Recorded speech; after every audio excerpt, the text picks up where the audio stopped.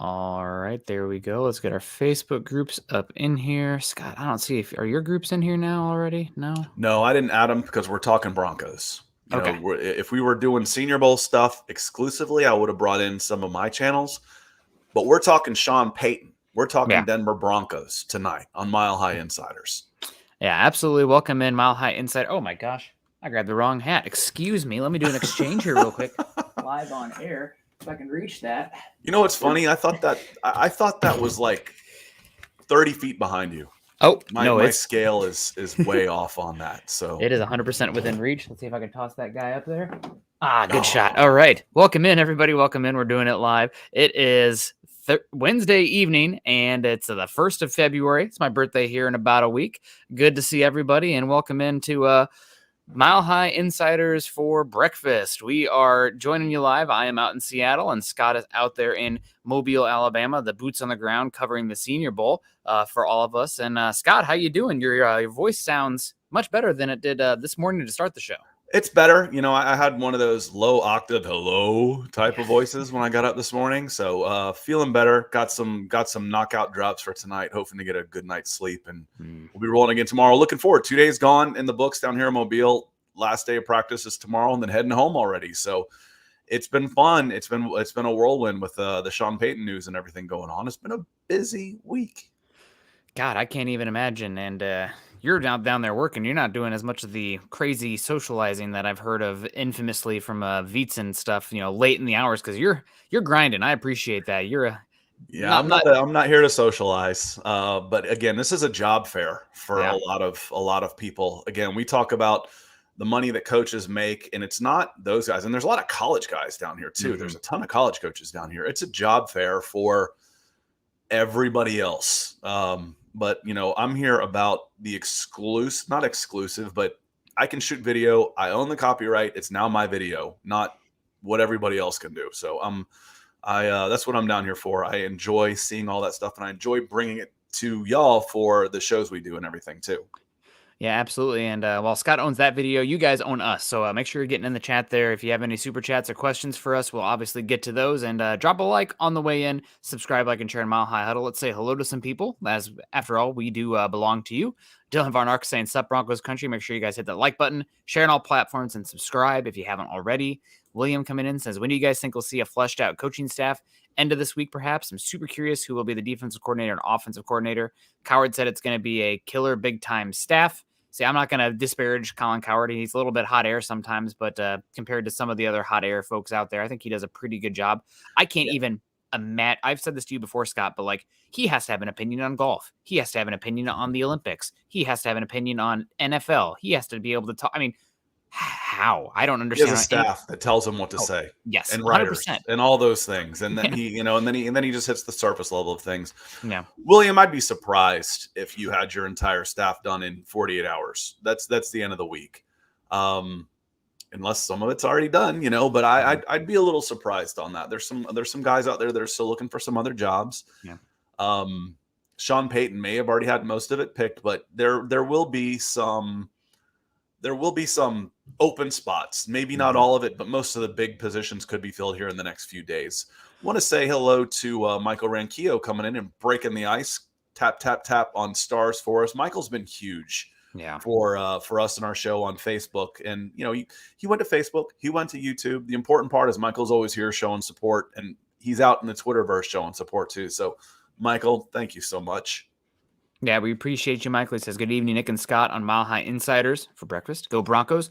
Go, Michael. We appreciate you so much coming in here. Hope you're doing well. Part of the family, part of the Walton Penner family group out there working for the old Smiling brand out there in Tucson. So we also got David McElrath coming in saying, "Good evening, Broncos country. Nick and Deacon Scott. I hope Ejiro Evero stays." And there's a little bit of news there today. William also got into it, talking about Fangio coming back. Heard Minnesota's interested in Ejiro Evero if he's the defensive coordinator. Minnesota's apparently been waiting to see if Evero will become available if he doesn't take a head coaching position, or if he asks for his release from Denver. Denver goes a different direction at the defensive coordinator spot. There's been some murmurs that Ejiro Evero would not be super fond of coming back in Denver. Now, Lord knows that we saw what rumors and murmurs were over this coaching cycle, whether you believe it or not. But we'll see what happens with Ejiro Evero. But he's going to be a hot candidate if he does not become a head coach for the Colts or the Cardinals and is available for another staff. Yeah, I don't. At this point, I almost feel like he should do a Dan Quinn and just remove himself from consideration for these. The Colts, I don't know what the Colts are right now. There is no rush, so to speak, but I don't know that you necessarily want to be last either, to be the last one to hire a coach. The Cardinals might still be okay, but Ejiro Evero seems like at least a year away in the D'Amico Ryans mold for me, where another year as a defensive coordinator where it's his staff and he can prove a track record. You talk all the time, especially about how volatile defense is. Well, show it for a year, for more than just a year. And does it feel like if he was going to ask for his release, he would have already? And maybe he has, and we don't know. That's a possibility. But it feels like that would have happened already. But the reports I read is the Broncos have every intention of trying to keep Ejiro Evero unless he gets promoted to a head coaching job. And right now the Broncos are also Sean Payton. Yeah. I think a lot of it had to do with the head coaching search for the Broncos and then letting whoever comes in get to pick their guy. I mean, you have Ejiro Evero on staff. Maybe he does want to stick around here and be that counter, the young counter to Sean Payton's, elder. But we'll see how it plays out. I personally would be skeptical if Ejiro Evero is back as the Broncos defensive coordinator, but Lord only knows. Crazy things have happened. You'd have told me 365 days ago that you'd have Russell Wilson and Sean Payton in Denver. I'd have said, what is this, the Pro Bowl? We got the Pro Bowl in Denver? You guys are off your rocker. The key is to always be off your rocker. Phil coming in. Good to see you, Phil. Always appreciate you rocking that gorgeous old school helmet there in your profile picture. It says, good evening, Nick and Deacon Scott.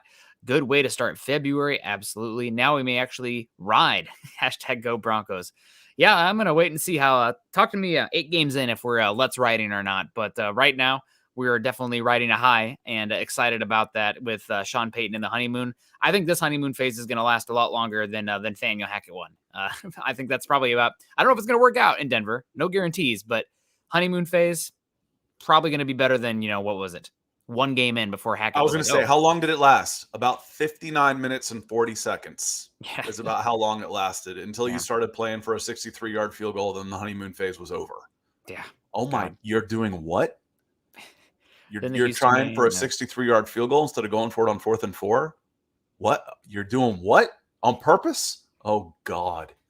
Yeah, it got ugly pretty quick. Yeah. Pretty quickly. Got ugly. Should be better. There was a comment in here, and I think it was from no, it wasn't there. Maybe it was XL Dude. Welcome in, XL Dude. And Phil, thank you for the stars as always, coming in with the support. XL Dude says, with Russ, I think we can win 8 games next year and be somewhat rebuilding year following if we go the draft route, but then it should be competitive again. And I saw a comment, I think it was yesterday, where I think we only win 9 games. It'll be a rebuilding year or before we can turn it around. I was like, 9 is a turnaround. 9 is turning it around from 5 wins to 9 wins. That is turning it around and going the right direction. So XL Dude, 8 or 9 wins. I know it's the Denver Broncos, bringing Sean Payton, the Super Bowl, but again, I'm not putting all my eggs in one basket. I said that from the get-go, Nick, that if it doesn't work, you hit the nuke button, reset it all, and start over in 2024 and rebuild this thing. Yeah. This isn't a hit it and quit it year for me with Sean Payton and Russell Wilson. This is still a ride. Let's ride on this. And it could tank out next year and start over, or you could be on the upswing. We don't know. We'll wait and see. But I think you've got the right administration, ownership, coach in place now. Yeah, in an interview with NFL Network's Mike Garafolo, NFL Insiders, talked about how Sean Payton was hired for the long term. Just transcribed this before the show. Says, you're not bringing in Sean Payton to get rid of him for a year. A lot of people are asking about if he can fix Russell Wilson. If they can't get Russell Wilson right, then there will be another quarterback they will move on to eventually. This is a long haul hire for the Denver Broncos. It was not this current ownership group that was the main drivers of the Russell Wilson trade, the signing of the contract, everything like that. However, Sean Payton was the decision of this ownership group. So if anybody's going to outlast there, it's the head coach. Again, barring something happening. You never know, but because we don't like talking absolutes because that'll make you look foolish. We don't want to end up on freezing cold takes out here. But definitely, this is a right now. You talked about it. If Russell Wilson doesn't get it right or anything like that, then this is Sean Payton going forward. He's the guy who's number one in the pecking order now, and rightfully so. So let's got Bradley Conger in here saying good evening, Broncos country. Yeah. And speaking of, am I freezing up on you? we've got a little bit of a delay. I don't know if that's on my end, on your end. You are, but it might be me. I can't really tell for sure because there's no producer in the background. So, but I've got Andrew Lampy on here, and it says, not my first choice, mostly due to the compensation, but very happy nevertheless. Let's go. That was part of it, was the conversation. And if y'all could help us out in the chat and let us know who's having the problem, am I frozen, Nick frozen, or does it all coming through clearly? It's just a little hard to tell sometimes. Andrew's coming in with some stars. And, again, I said all along that Sean Payton in a vacuum was my number one pick. And then depending on what it would cost, I probably would have gone to Harbaugh. I, like a lot of others, I think moved up on DeMeco Ryans. I actually started moving up much higher on Raheem Morris. That's who I think should be in position in one of these next two jobs that's still open is Raheem. So we will see. But Andrew, thank you for the stars, my friend. Yeah, we appreciate you, Andrew. Bradley, good evening, Broncos country. Since we know the head coach, can we start figuring out what kind of blocking scheme they're going to warrant? If anybody in the draft will fit that. Andy Reid, gosh. Sean Payton has run more of a gap scheme, but he does a little bit of everything. He's very interesting, digging into it. He is West Coast-based terminology, was the assistant head coach and quarterback coach underneath Bill Parcells with Dallas before going to New Orleans. And his offense has been very matchup scheme. I think you're going to look for a little bit of everything, but mainly guys who can push and drive at the point of attack. So gap scheme with a little bit of a zone. And teams today, they do lean into one side, whether it be gap or outside zone, but everybody runs a little bit of everything. So just got to get athletes out there. And you know what fits any scheme? Big, mean, and fast. Athletic, strong, that type of thing. That fits any scheme. Those are the guys I want. And good at the point of attack, good feet, good agility, right mentality. That's what I'm looking for. And then I'm not too worried about the scheme. I'm afraid, Nick, I see him typing away. He's sitting in the chat saying, your feed stinks, Scott, which wouldn't surprise me. We might have to restart here in a little bit. I've been pushing through some 4K video, and we might need a restart. Yeah, things are okay on my end. You're freezing up a little bit on me, Scott. But let me hop out. I'll be right back. Okay, well, I can run the chat here for a little bit. Nobody do anything that your mother would be ashamed of. we got big old face on here. We got Sweet Chili coming in. How you doing? Michael Rome saying evening to Scott. We got Diamond Rattler in the house saying boom, let's ride. Alessandro saying there's no reason to believe Ejiro Evero is going anywhere. We'll see. Obviously, I guess what we can talk about factually and what we know for sure is that he turned down the interim head coach position from the Broncos. They offered it to him first. He said thanks, but no thanks. And it was because he felt that Nathaniel Hackett was fired when it wasn't fully Nathaniel Hackett's fault. So we can expand and postulate on that if we wish. But I think that there's a chance that Ejiro Evero would not want to be back in Denver. He's going to have plenty of suitors regardless, and I wish him nothing but the best because he is well-liked and a brilliant up-and-coming coach, without a doubt. William Hayes, happy birthday week. Thank you. It's February 6th coming up. Same birthday as Babe Ruth. Gotta love it. We got our guy Patrick coming in saying everything healing according to the plan. Both my knee and my heart. Broncos, great. We got Kitchener Leslie coming in saying how many games the Broncos win in 2023. I think Vegas has the Broncos as the 10th highest Super Bowl odds now after the Sean Payton trade. So everyone go make your bets. And also, I think right now, I think the safest bet would be about 9 wins. You can ask again when Scott comes back after rebooting his computer. 9 wins feels safe. I really don't think that more than that would be, especially after last year getting ahead of ourselves over our skis, would be a little bit too excitable. So let's not lean into that too much. Scott Dillon, good evening, fellas. So happy the Broncos got Sean Payton. Let's take the Broncos to the top. Absolutely. We got Dave saying, I love listening to both of you. Well, now you just got me, Dave. So your experience is a little bit less, but that's okay.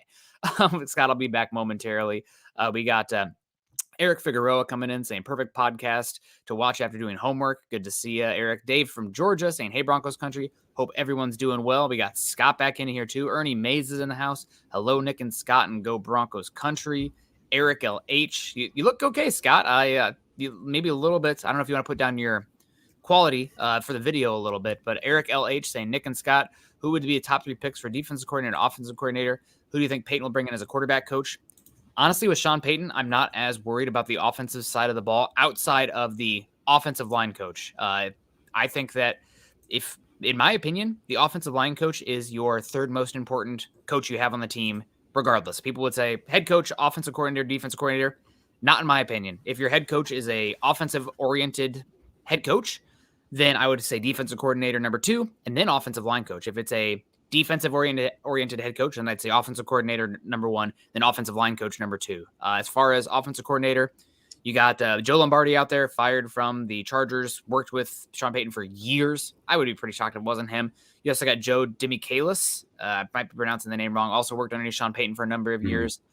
On the defensive side of the ball, Vic Fangio's still out there. Maybe Mike Zimmer. I know he's the defensive coordinator for the Colorado Buffalo, but like it would not be unfathomable for him to jump for more money and a different opportunity if that arose, considering that's what happens with coaches all the time. And also, I think that Chris Richard was just let go by the Saints. He was the co-defensive coordinator there. Scott's Falcons took Nielsen, I believe, to be their defensive coordinator. I think it's the last name. Yeah, Ryan Nielsen. Ryan Nielsen was hired. So defensive line coach, and I think the other guy was the defensive backs coach. But Dennis Allen was the defense there. Yes. So again, for me, I read this earlier, Eric, and I thought my top pick for offensive coordinator is I don't care. Not to be, crass about it, but it's Sean Payton. Mm-hmm. Sean Payton is your offensive coordinator on here. Who does he bring in to help him? Whoever he feels comfortable with. That's fine with me. Mm-hmm. Defense is going to be much more important.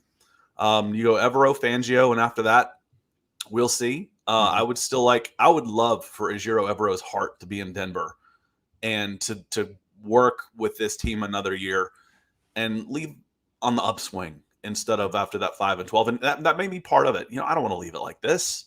I came in here, we had all these high hopes, and I'm leaving like this with my tail tucked between my legs. No, I want to stay and get this right the ship, and then I'll go. So we'll see. We'll see. But I would love for Evero to get another year. Yeah, I would too. I don't have any ill will toward Vic Fangio, so he'd be my number 1 still. I don't care if some of the players don't like him so much. You're going to like him if you're winning football games, and you don't have to like him. You have to respect him also. It's a coach to player dynamic. Doesn't have to be buddy-buddy. We saw last year the buddy-buddy. It doesn't work. But thank you so much for the question, Eric. We got Greg Smith coming in. Good evening, Broncos country. Glenn Hare saying, evening, fellas. Nick, you mentioned you got some good person news the other day, I believe. Congrats. Yeah, my wife found out she's getting a large grant funded on her postdoctoral fellowship. So we got funding for the next couple of years. We're going to stick out in Seattle for a little longer. Good news for her career and us in general. So excited about that. David Wilder in the house. Good evening, Nick and Scott in Broncos country. Awesome to see you coming in here. Roy Osborne, always love to see Roy saying good evening. I'm excited to see how the offensive side of the ball will be like and if George Payton will actually stay in Denver. Do you have any thoughts on George Payton there, Scott? We kind of talked about it yesterday. But then there's a piece of information that came out, I read today, that George Payton had a pretty long one-on-one with Sean Payton. I don't know if that was a Sean Payton interviewing George Payton or George Payton interviewing Sean Payton, but there's some interest there. The guy the owners hired has the deck here. He's got all the cards. So he's the one that's going to be to making the decisions. And if I feel comfortable, and are you going to be comfortable again? Do you want to stay here and get this right again? We'll see. So I want to say hello. You probably hit on this while I was gone, Nick. But I want to say hello to Dale. Okay, I want to make sure we say hello to Dale, and I'm glad I get to bring this up then. Dale, we've missed you. Thanks for being back in here and coming in. Normally you guys see me at home with that big Broncos country scoreboard in the background, and that was sitting next to Dale and his family. So like I said, we missed you, and you're not the only one that said I haven't been able to watch. EJ has been like that too, who came in yesterday. Welcome back, everybody. But he says, I've been so upset with this offense this past year, I couldn't even watch. What a waste of a great defense. But Payton is what we need, coupled with big spending on offensive line during free agency. Hopefully the right tackle, Caleb McGarry from the Atlanta Falcons. Nick, what do you know about that Caleb McGarry guy? Caleb McGarry, not a great first 3 seasons in Atlanta, up and down. And this past year, he looked pretty darn good out there, especially in the run game. Now, Atlanta, their scheme is probably very opposite of what the Broncos ran last season, where the Broncos pass game and quarterback made the job significantly harder on the pass blocking assignments, where you saw in Atlanta, they did everything they could to lean into the run game and make things easier for those offensive tackles out there in the run game. It also didn't hurt that they were playing next to probably the most underrated offensive lineman in football in Lindstrom out there at right guard. But I digress. McGarry would be interesting. I think he's going to get paid a pretty big deal. I'll be curious to see who gets paid more between him and Mike McGlinchey. I'm assuming Orlando Brown Jr. gets the biggest contract out of the pending free agent offensive tackles. But McGarry would be interesting. I do worry, given how much Atlanta protected him this last season, that the return on his contract is going to be less than you'd want. But he's still a good right tackle. And if you want him, you're going to have to pay a big contract to bring him in. I think there's not, how many good right tackles are there actually, Scott? Like 8, 10, maybe? He's a round peg in a round hole with what the Falcons have done. They've got the money to keep him, and I think he's pretty happy there. So I'm thinking you started about 13 a year is where the Falcons will probably start negotiating, and will probably end up paying him 15. You don't want to pay more than that to try and get him out of Atlanta. He would be, if you want to establish the running game, you could do worse, though. That's for sure. If you hear Sean Payton say running game, maybe he does one out of Atlanta. I don't think so. I think that will be a tough pull. The Falcons are going to have about $100 million in salary cap space after the past few years where they've actually had to cut players in order just to sign their draft picks. That's how bad the salary cap situation has been. So I think they're going to be able to sign him. There will be other options out there for sure. Dale, welcome back. It's good to see you, my friend. Yeah, Montana Altitude coming in. It says, hi, Nick and Scott. Off subject here, but wondering if the new owners have a new stadium in the future. Maybe a good draw for talent with state-of-the-art indoor facility. Maybe fewer injuries. I doubt it. I don't know. I mean, you spend $5 billion on a franchise. Hey, what's another couple billion for a new stadium? There will be a new stadium in the works within the next decade. I would be shocked beyond belief if the Broncos didn't do something there. I just, talking with people in the Denver area, they're probably going to move from their current more closer to Denver area to buy more land to build up, a Bronco land area where it's a whole experience going out to cover the Denver Broncos. There's just not much real estate to build on in where it is right now. So I would be pretty shocked if the Broncos did not build a new stadium, something with a retractable roof, so that way they can host a Super Bowl and other events as well. It's coming. I'd be beyond shocked. The next decade, this Broncos stadium was built in 98, 99 in Vesco Field at the time. I could be mistaken there. But that's, we're approaching 30 years and you have new owners with deep pockets. This is a chance to show off and also make it a destination rather than just a stadium in there. You can build infrastructure around it. So I think it'll come. As far as the indoor facilities, fewer injuries, you can do that without the new stadium. Some places, I don't even know, maybe it's Washington, the Commanders, their practice facilities are like, 50 miles away or something. That's an exaggeration from where their stadium is, but you don't have to have your training facilities next to your stadium. But I think both will probably be upgraded in the next decade.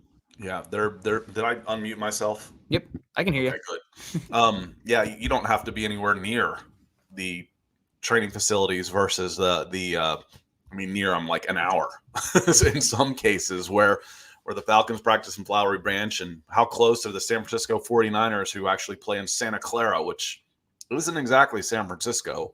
Yeah. The New Jersey Giants, the New Jersey Jets, they're not right there too. Darren Kendell, welcome in, Mr. Kendell. Says things are looking up. I feel like I should call you Mr. I think as me and Nick as peers.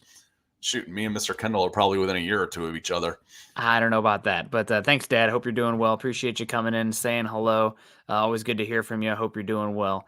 We got Tom coming in 199 saying, take a chance on Michael Thomas. He will be released. I don't know much about Michael Thomas's contract structure. I know that he hasn't played very much. Just redid it. They just redid it. I thought they just restructured it. I'm afraid to bring up Spot Rack right now to look at it. I'll look it up. internet situation in the hotel, which has been pretty good, to be fair. Yeah. Till I start uploading 3 gigabit files, then they're like, "Hey, what are you doing here?" I paid the $5 extra. Michael Thomas would be worth a chance with a non-guaranteed contract. I just don't know that the Saints can afford to even release him with a dead cap hit. It'd be cheaper just to keep him on. He hasn't been healthy in 2 years. But again, on a non-guarantee type of deal, sure, bring him in. I just don't know if that's really feasible. I don't know if there's something more to the deal that I don't understand, but when I go to Spot Rack and click on 2023, it says that the cap savings would be negative 12 million if they Yeah. released him and negative 12 million if they traded him. And it's only 1.5 savings if they do it a post June 1st designation. So there's been enough talk about it that I mean, maybe there's some sort of loophole in it that doesn't show up in the grid that they present, but I don't know. I thought they just restructured him again. Yeah. Which is just moving more. I mean, every time you hear restructure for a player that's making a lot of money, that usually means more dead cap if you get rid of them. Yeah, 100%. We got Robbie Red saying going to be a boring draft for the Broncos this year. Broncos have what? Pick 76 and 70, 77 and 78 or something like that. They're weren't too far off of that last year, were you, Nick? No, I mean, that's pretty much similar to last season as well. Also, you don't have a really dearth of picks for 2024's class. I mean, I think if the Broncos were picking at 29 this year, I think it still might have been a little bit boring given what this draft class is shaping up to be from the guys that I've watched and what the very influential, connected talking heads have been saying about this class. So Broncos will be able to bring in some talent. We got DW also coming back in saying McGlinchey good, McGarry meaner. I like mean. So I would be happy with both. The name that I would keep an eye on, I wouldn't be shocked at all if Orlando Brown Jr. is back with the Chiefs, if McGarry's back with the Falcons, if McGlinchey's back with the San Francisco 49ers, because how those teams are set up, 49ers are going to have some cap now that their quarterbacks will be like Trey Lance and Brock Purdy. But a name that I would keep an eye on is Juwan Taylor, right tackle from Jacksonville. It was a second-round pick there a couple years ago. Jacksonville paid big money to keep Cam Robinson out there at left tackle. He got hurt this year, and then Walker Little came in, a second-round pick from 2 years ago from them, from Stanford. Walker Little looked really good. He's still under contract for 2 more years. I could see them kicking Walker Little or Cam Robinson out to right tackle and letting Juwan Taylor walk. Juwan Taylor's had some injury issues, so always guarded on that one, but big athlete, really smooth player as well. Really good right tackle prospect, still pretty young also. So that's the name that I think is the most likely to reach free agency that could be an option for the Broncos. String guy coming in. He says, very happy we can stop talking about the coaching hire. Well, now we can talk about the hire. We don't have to talk about all the candidates and why I hate this guy and you're stupid for liking this guy and why this guy's going to suck and our team's over and what a circus. This is a disaster. What an embarrassment we are. Fire the owners. Oh, yeah. It worked out okay, didn't it? For now. We got the coach I thought was the best available. Me too, String guy. Good job, Walton Penner Group. Now, the title of this show, 29 minutes in and a restart later, we talked about some of the reactions. I've been very interested watching some of the reactions come in, String Guy and Nick. Particularly, how about Carl Mecklenburg with a big thank you to the Walton Penner Group, saying this guy's a winner. He wins championships, whether it's division, conference, and a Super Bowl. He's a winner. And to do it in New Orleans, I cannot emphasize enough of what a disaster.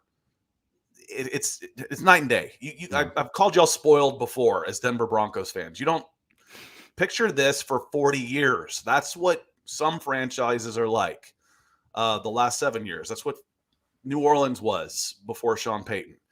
So the reactions have been, surprisingly refreshing for me. Nick, there wasn't a whole lot of talk about Bounty Gate. And, there's the Twitter sphere talking about only on one Super Bowl, blah, but none of the media people, he must have made some friends in the media while he was out there, because most of the people that really matter with the voice are saying what a great hire this was for the Denver Broncos. Yep. And I do think he made some friends with the media, especially the Fox side of things out there for a number of years. Sounds like he's pretty buddy with Colin Cowherd these days. We got Mark Bowen coming in with the Donald Duck pick, saying, how will Sean Payton and the Broncos manage to address our shaky offensive line? This might be take that some Broncos country will agree with or get upset about, but I think just simply by upgrading you could bring back the exact same players that were in the offensive line last season. And just by bringing in Sean Payton and an upgrade at the offensive line coach, which is not going to be hard to do, the offensive line should be significantly better next season. Now they're going to upgrade it. They're going to shake it up, of course. But I think that the coaching staff and the system should help a lot. I think that, let's say you guys, if you've listened in here on me, offensive line, I wanted them to be better specifically with the run game. But a lot of the pass blocking issues and failures and sacks were due to the quarterback missing reads, holding the ball too long, ducking his eyes, and getting himself in a position where he can't get rid of the football. And while the pocket closes in on him, he comes to the sideline. What's Nathaniel Hackett doing? Smacking him on the butt, saying, that's okay, Tiger. You can get him next time. He does that, and it's with Sean Payton. Sean Payton's chewing his ear off. He's pulling that one up again on Monday morning on the screen up there at the red dot. Like, what's the quarterback doing here, folks? Somebody, I have no idea. Anybody. This doesn't make any sense at all. Nobody with a brain would ever do this. So, I mean, not that harsh on Wilson, but just in general, some of the coaching kind of stuff in those post-loss film rooms can be pretty damn rough. So I think that'll be better. Broncos will spend some money on the offensive line. You'll see a couple new guys in here. They will. They'll spend some money on offensive line. I don't know if we can go to 6 now, which is what I've been calling for. Maybe we'll just go to 5. That first round draft pick's now off the table. Now we'll just go to 5 new guys to come in. Either 3 draft picks and or 2 free agents, and I really want them on the interior. If you can get a right tackle, you can get a right tackle. There's going to be some guys out there. I've seen some guys that could fall into that area that already this week at the Senior Bowl that we'll see how they end up grading out. And if they're there, I would certainly take them. Look at who is back in Mile High Huddle. You get Sean Payton and the OGs start coming out of the woodwork. Welcome back, Gregory Vendeland. So we've got EJ, we've got Dale, we've got Gregory, all coming back in the last 24 hours. Welcome back, Gregory, and thank you very much for coming in hot pink. Yeah, thank you so much, Gregory. We appreciate you coming in, supporting us on the show. Hope you're doing well. And you're always a silent one as well on here. You and Jacob Foster. But if you got anything for us, hit us up. We got John Fields coming in saying, hello, fellas. Love you guys. Always keep up the awesome work. Who do you think will be the position coaches? I have no idea right now. I want to see especially on the defensive side of the ball, because I'm guessing Sean Payton is going to be the head coach and de facto offensive coordinator, play caller. On the defensive side, you'd like, especially with Sean Payton, being in charge of so much. Defensive side, though, you want them to be able to kind of pick their staff. So once we know who the defensive coordinator is, you're going to look for those connections with that guy. But a good coach I think it's a very underrated part of being a good coach in the league. They're not only good at coaching up players and identifying talents and players and putting them in the best position to succeed, but finding, developing, identifying, positioning good coaches around them as well that can grow and develop and then flourish. And you see these coaching trees like Shanahan, McVay, Mike Shanahan, Bill Parcells, a lot of these great coaches who have awesome coaching, Andy Reid as well, great coaching trees under them. So we'll see what the Broncos do with those connections.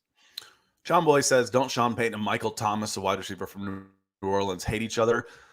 There was some public back and forth between those two about why aren't you playing? Why did you wait for long to have surgery? Why aren't you ready to play?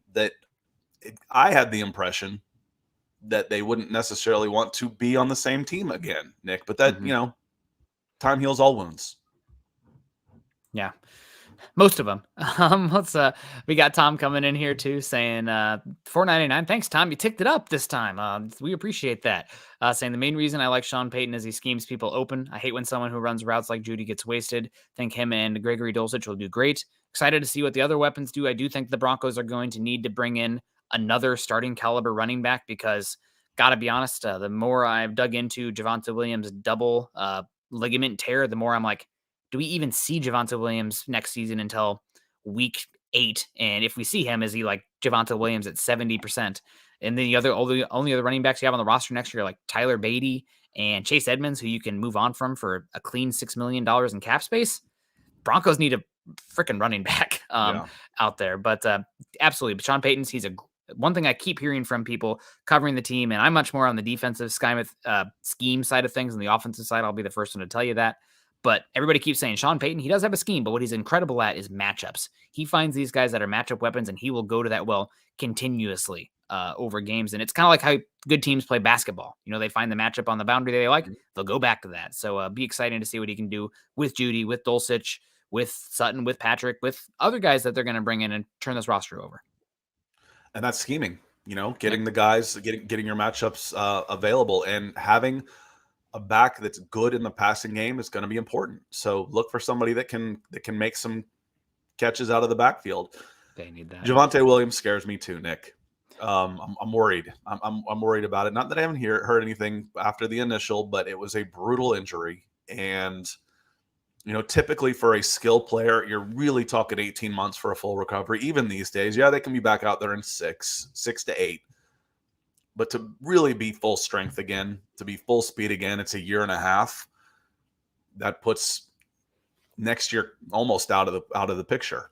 We'll see. We will see. But I don't think you can come through free agency and the draft. You might be able to at the running back position. Let me hedge on that just a little bit, because you can get some talented guys that will be available. Latavius Murray was on a freaking practice squad. He was he was serviceable. Yeah. You can get some guys later on. And again, you can get talent at the running back position without spending a ton of money or high draft picks. But yes, I would expect some investment there, Tom. I think it's talking about scheming guys open, getting a new running back is going to be on the list. And circling back on that one, Sean Payton in the interview piece with Jeff Duncan, covering the Saints over there at NOLA.com, wrote the manifest, the book on Sean Payton and Drew Brees' relationship out there. One of the quotes that sticks out to me, I mentioned it yesterday a few times, is Sean Payton's like, the Broncos can do better, helping Russell Wilson. We need to make it easier on him. We need to build a run game. Essentially saying the Broncos' run game last year was not up to snuff. Definitely, that's something that you heard from probably week 5 on last year with me. I'm like, man, this run game is just horrific.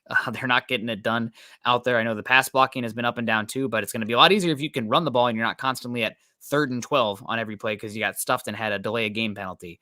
So obviously, it's hard to run the ball when the interior line's in the backfield. Yeah. Whether it's your center's butt is bouncing off the ball when it's being handed off because he's being driven back 3 yards. Yeah. We forget how much time Miners missed. Miners was out for a long time. He's really good at the point of attack, but when he was out and you're going Glasgow, Cushenberry, Reisner, not good enough, my man. Not good enough. I don't care what scheme you're trying to run, but I agree with you. The offense will be better through osmosis of having Sean Payton calling plays for you. Mm-hmm. We saw the same guys regress from the previous year. They were bad in 2021. They weren't this bad.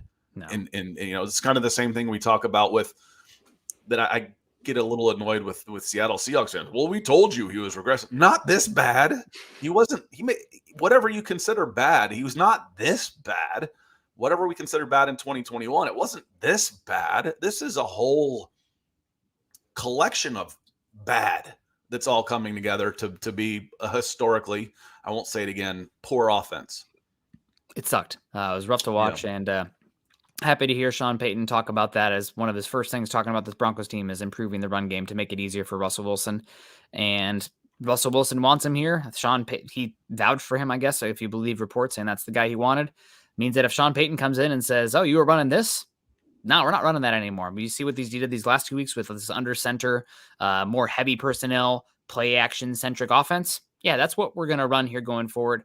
Obviously, the end of Drew Brees' tenure in New Orleans was much more shotgun, 11 personnel type of offense out there, especially in the post-Jimmy Graham trade world. But early on for Drew Brees, that was a pretty under-center, play-action, deep shot offense. And I think that's probably what and that was in an era where it was the very much a cover 2 NFL with the Bears running so much of it, the Tampa 2 out there as well. Yeah, there you go. And then we saw the big change into the cover 3 defense, and we're coming back to the match quarters, cover 2 deep safety shells. So the play action deep shots, they're back in, baby. Patriot Tex is also back in, joining us with another super chat today. $5 for the first time in 7 years. I feel confident that this may turn around.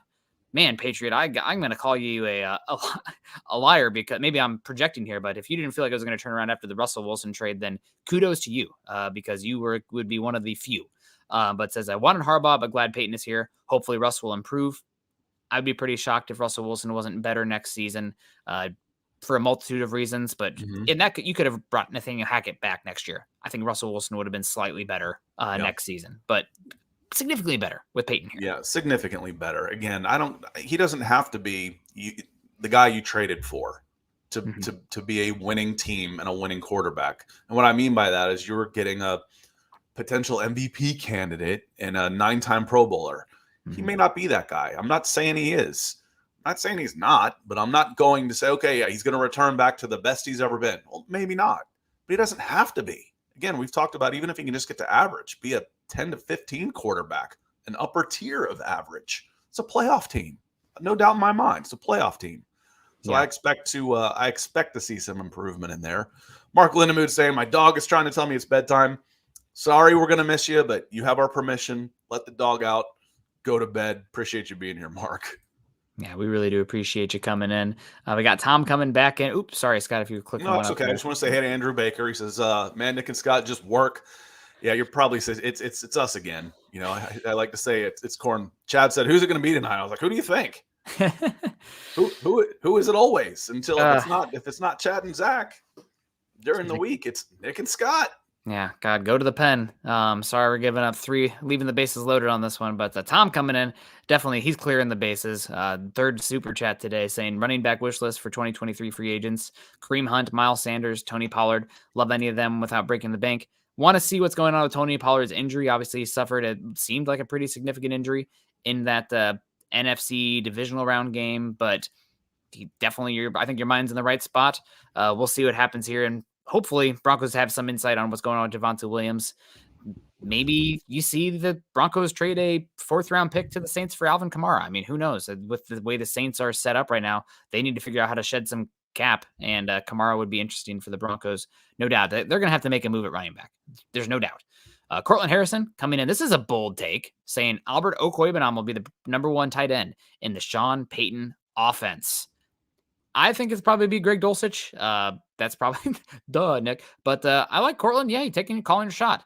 I think it's not. I respect your opinion on this, Cortland, but I think it's as likely that Albert Okwuegbunam is not on the team next season, if not more likely, than him being the number 1 tight end next season for the Broncos. I watched him fight the ball when he was back. Even on that touchdown catch, he fought the ball coming into his body. He just did not look like a natural pass catcher. And that sounds strange considering all the success he's had, but he hasn't necessarily had it at the NFL level. He had a lot in college. He's a heck of an athlete, but he was one of my picks for being a breakout player. Him and Judy, I thought, could be 2 of your biggest weapons this year with better quarterback play. I'm off of that one. I am. I think Dulcich is a pure pass catcher. He's a jumbo wide receiver that you can move around in the slot. We talked about him. Can he make an early contribution? Yes, he can as a wide receiver, as a pass catching tight end, where all he has to do is know a route tree. As soon as he was healthy, he was going to be in and come play. So, Cortland, thanks for coming in blue for us. And I don't know that I'd love for you to be right, to be honest with you, because I don't think Alberto is capable of being that guy. And if he is, it means something's gone wrong with Dulcich. Yeah, the thing with me is if he's right, that's bad news for the Broncos because, something went wrong with Dulcich there, but you have 3 years left of control with Dulcich and only 1 year left of Albert Okwuegbunam. So if he emerges as number 1, it's like, wait until the last year of your contract control to show up. I wouldn't be about that. And then you have Dr. Van Nostrand coming in saying Mike Gesicki's a free agent. I think that you already have your F move piece tight end in Greg Dulcich. You need a Y. You need more of a classic prototypical inline guy. In my opinion, with this offense going forward. But we'll see. Again, who knows what Sean Payton is going to identify as what this offense needs to be with Russell Wilson. He evolved dramatically from early career Drew Brees to late career Drew Brees. What he did with Teddy Bridgewater was drastically different than what he did with Taysom Hill, which was drastically different than what he did with Jameis Winston. So we're going to find out. I think that, again, he's going to pick his matchups. He's going to know his personnel. He's not just going to come in and say, this is my offense. It's going to be, this is how I identified you guys as strengths. This is our offense. And even if some of the guys don't want it, that type of offense. And Mike Gesicki, you clicked on that one. Yeah, Gesicki. As a free agent. Yep. Don't know too much about him. Is that who you were just Oh, talking we're talking about about? tight end. Yeah, Okay. he's essentially a big slot. Couldn't Yeah, block to save his life, I but was reading incredible some of the athlete. Jimmy Graham talk. Yeah. You know, Alberto, I think, was a wide receiver in high school, which was a little strange. I could tell a little bit because he shies away from contact to a Mhm. certain extent and didn't never have to block. Jimmy Graham was a basketball player. I love the basketball players because so much of the game is above their head.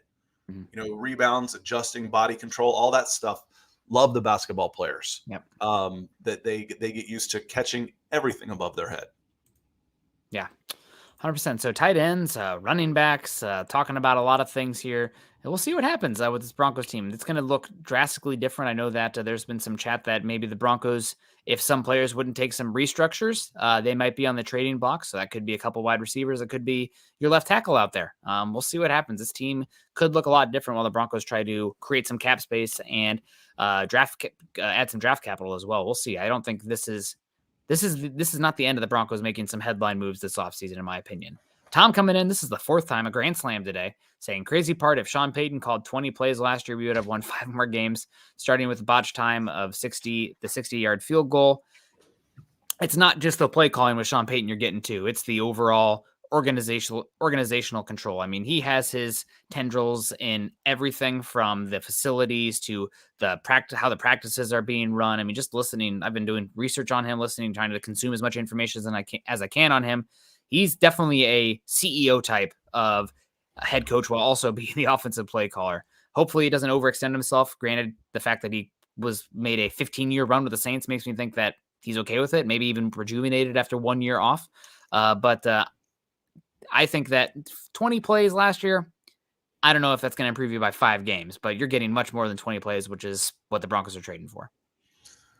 Yeah. And again, just a little bit more of offense would lead these 1-score games. And how much would it have helped your defense? The defense was great anyway, and your defense got 0. We talked about this before. I worry about Ejiro Evero because the defense fell off at the end. I can't believe it took that long. I really can't. I can't believe it took as long as it did for it to finally collapse, considering that they were getting 0 help from the other side of the ball and the injuries. So having some complementary football is going to help your defense as well. So, Tom, appreciate you coming in with the golden sombrero. And EJ coming in. Thank you, EJ. It was good to talk to you again last night. And he says, Scott and Nick, you guys are the A team. Zach and Chad are going to the bench. Nah, no way. We're the blue collar guys here. So between Iowa Farm Boy and Redneck Scott, we're the blue collar crew in Mile High Huddle. EJ, thank you coming in for sure. Yeah, thank you so much, EJ. We also got Cortland coming in to finish off. Go ahead. He had 2 in here. Cortland Hansen first saying Peyton is going to keep him, talking about Albert Okwuegbunam, saying Juwan Johnson was a natural pass catcher. He's still with the Saints starting tight end. You guys are going to look like a genius. And then he says also Juwan Johnson was a wide receiver converted to a tight end, I believe from Oregon. You could correct me if I'm wrong on that one. You definitely have a role for that big slot seam stretcher. Sean Payton loves to stretch the seam with a player. So there's definitely a role for Albert Okwuegbunam in this offense as a detached big slot running up the seam vertical route guy. I mean, he doesn't turn very well. He doesn't block very well, but what does he do? He's big and fast vertically. So there's a niche role for him, no doubt, if the Broncos do want to keep him, if Sean Payton wants to keep him. But I still don't think he'll be the number one option there. And also for me, let's say by some reason or by some way he becomes the number one receiving option. For me, if you're the number one tight end, it's not just the receiving work, it's the blocking work as well. You need to be out there getting the snaps. I want you to do it all. I want you to have a tight end who you obviously want everything you can, but a tight end who is a good enough blocker out there that the opposing team isn't just saying, that guy, we're going to put a cornerback on him, which is what essentially. But nobody talks about great tight ends and their blocking. Nobody. They're all talked about their offensive prowess as receivers. Yeah. Every single one of them. Any of them. They don't talk. They get talked about what they do with fantasy football numbers. Sad. Speaking of fantasy football, here comes Naj. Naj coming in Broncos orange. Says, "Hey brothers, I believe the most significant impact Peyton will make will be on the attitude and belief in the locker room. Goes a long way, Naj. Since Manning left, we had a loser culture lacking confidence. I think it's about to change." Yeah, and Naj, I love that point, and I also like the fact that we bring that up a little bit when, well, what if the players don't want Fangio? What if the players this? What if the players that? Don't care. You haven't earned it.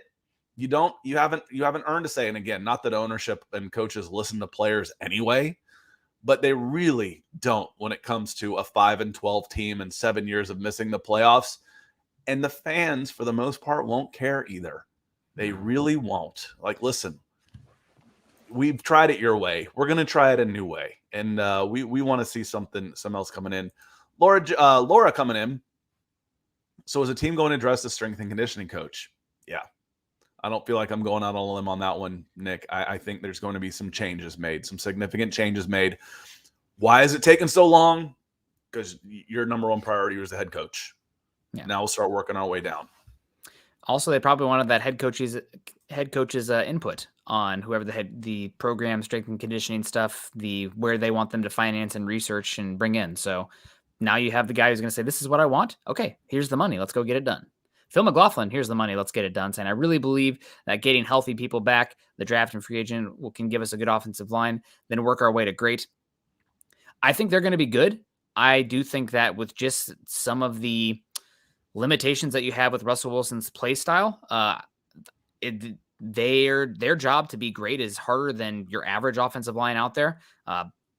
But we'll see. You got Sean Payton coming in. You got a new vision on this team. You're going to have some turnover. Maybe they can be great. From what I saw from Russell Wilson's play this season, how he was reading the field, his athleticism, escaping the pocket, how he's hunting for big plays. Still, I think it's going to be sometimes a bit harder for them to be great. But if they can be a great run blocking team, that'll open up things a lot in all other aspects. So that's what I'm leaning into. And John Boy says, Scott disrespecting how everyone loves the way George Kittle handles his business blocking people.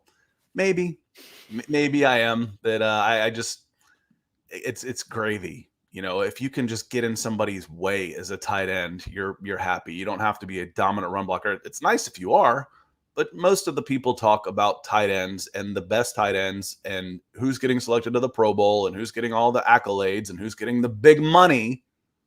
More importantly, let me get to the gist of this. They're getting paid by their offensive numbers, not by their blocking. Their blocking guys are H-backs that are making veteran minimums. I do like myself a good Y-back, and this is more of a late off-season pod. For sure. But somebody I love the tight end. Yeah. Somebody who is good enough as a blocker that the opposing defense has to use a linebacker on them or get obliterated in the run game is such a valuable chess piece. I mean, you want to talk about blockers out there? I would argue that, and this might be fighting words to you, Scott, but out of the last 20 years, the most valuable offensive weapon in the NFL, not quarterback, of course, has been Robert Gronkowski, because what he does for opposing teams' personnel and what he can do in the red zone. But I don't have a problem with that. I was always a huge fan of the tight end. I told you about, I grew up with the I formation dominating the 80s and 90s. I just thought maybe I was disparaging Julio a little bit on that one, but no, I was thankful for, and I'm going to throw in Aaron Hernandez in there. I said, the Patriots made the tight end cool again with Aaron Hernandez and Rob Gronkowski. Yep. They were a lethal combination. The tight end was almost gone. I mean, I lived through the greatest show on turf. I'm not sure how old you were when that was going on. Yeah. And the run and shoots when, the early 90s where there was no tight end or fullback. We're going to go 4 wide receivers and a single back. I went through that after watching Jay Novacek and Tom Rathman and all these guys just win every Super Bowl in the 80s and 90s. Anyway.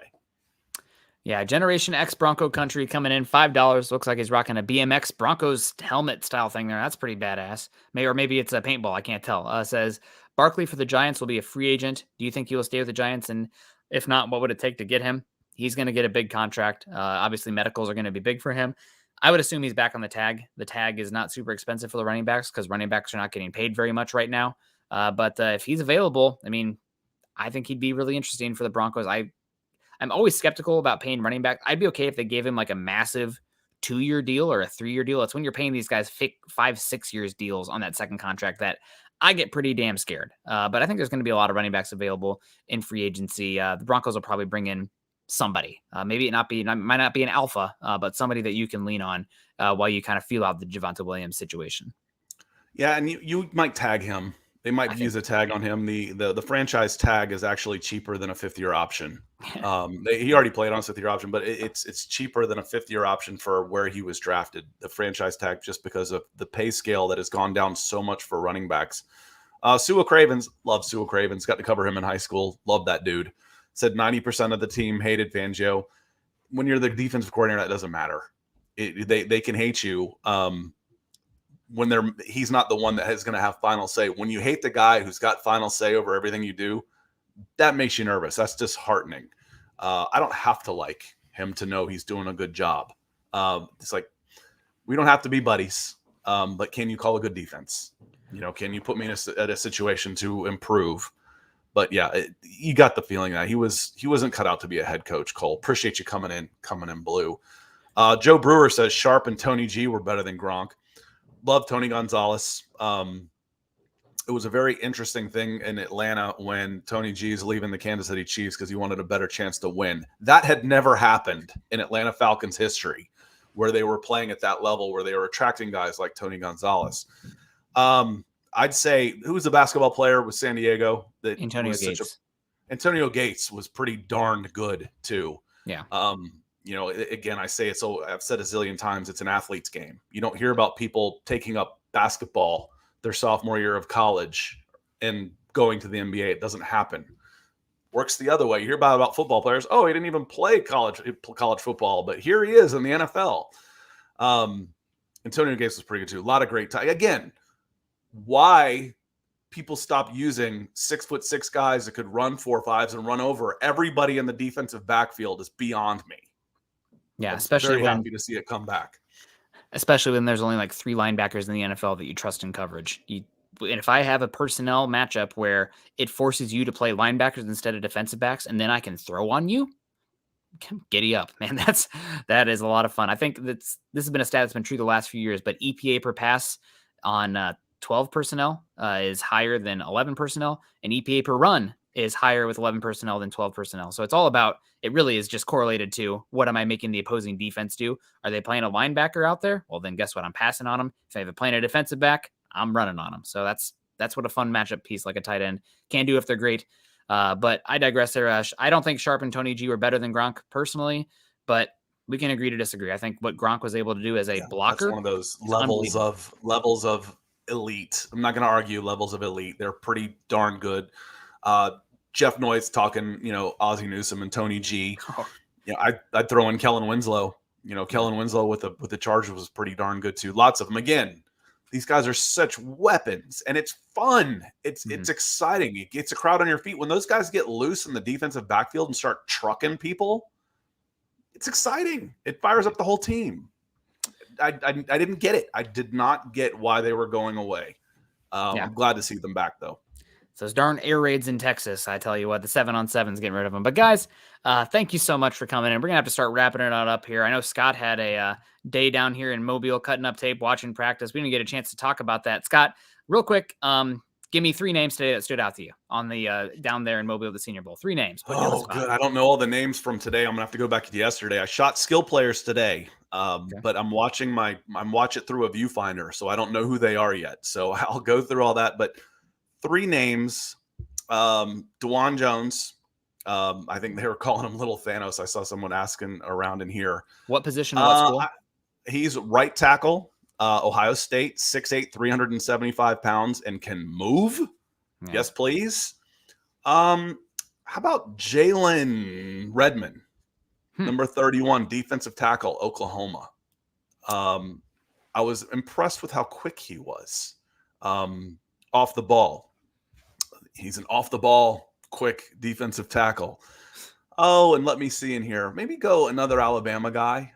Emil Ekiyor, I think his name is. He's 55, center, kind of a sleeper in that just he gets down in a squat where he's just about high enough to just get the ball off a snap, and then he just comes firing out, and he's a fire plug. I think he's 6'2", 310, and he's a tank. So lots of guys out there. I'll throw in another one. Was it Jalen Duncan, 71, Maryland, offensive tackle? Love the way he's moving around a little bit. I'll we'll have all this stuff on a longer show, and I can start ripping the names off because they're all kind of running together for me right now. After tonight, it'll be tonight. Mountain Time, y'all love it. I'm going to start uploading. It's a 3 gig file on hotel Wi-Fi. I've got 7 minutes of American offensive and defensive line coming. Every rep, there's about 65 reps of their one-on-ones. The national team is already on there. Go check them out. Man, that's football porn out there, man. That's great. That's the best stuff. I don't even know Shot what in else to call 4K. Put it on your Roku on your big screen.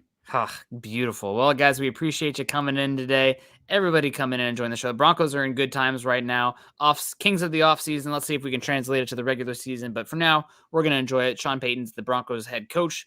That we're going to see how they fill out the staff. No news yet on his actual contract. We didn't even talk about that. Talked about no, we did. I saw some of it. It was considerably less than I thought. Was it 585? It's not. I don't know if it's official. That's the one I saw for $17 million a year. Yep, maybe a little less than I was expecting.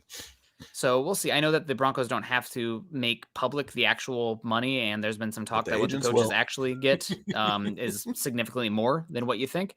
But we'll see. And no news yet on a press conference or any of the coaching staff. But hey, they'll probably by Tuesday next week. That's when we'll have it. I had no doubt about that.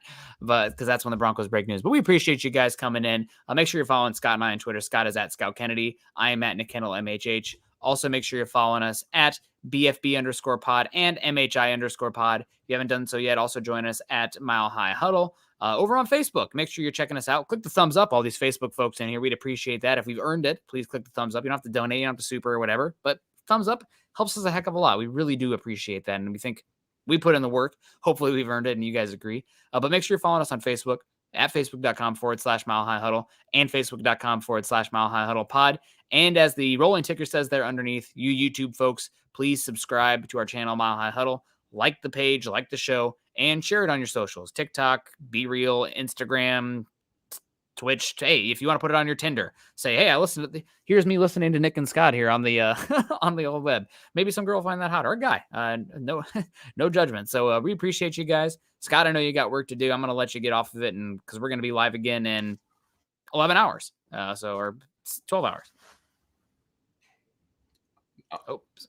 My final thoughts on this, I want to say thank you to Michael Ranquillo coming in on Mike on Facebook with the huge stars. Like I said, the support you've shown is great. It is good to see some of our old friends coming back in.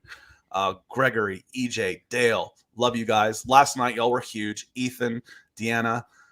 We probably saw FA. I don't remember for sure. Jasmine was coming in big. Everybody's great. Thank you for bearing with me with hotel Wi-Fi. It's been pretty good up until tonight, and then it's been a little spotty. I'll be home tomorrow night, so we'll be on Broncos for breakfast tomorrow, and then heading home after the Senior Bowl, and got more video than y'all know what to watch over the course of the next month. So looking forward to it. I hope y'all are excited about Sean Payton, and I'm excited for you. Yeah, absolutely. Thank you guys so much. It's been a great conversation, and I always enjoy hanging out. You guys, Scott and I will be back again tomorrow morning, but until then, you guys continue. Make that choice, compassion and kindness every day. Go Broncos.